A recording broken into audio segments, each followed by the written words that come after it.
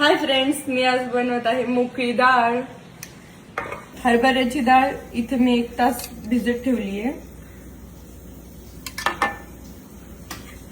एका मिक्सरच्या भांड्यात भिजलेली हरभऱ्याची डाळ, मिरची, लसूण आणि मीठ, जिरे हे सगळं घालून वाटण बारीक करून घ्यायचंय.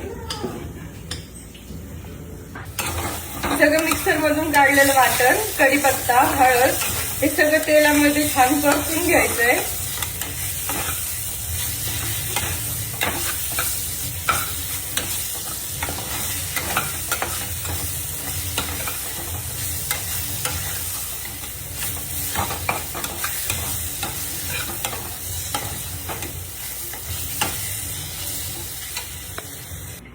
ही थंड झाली की अशी मोकळी होते.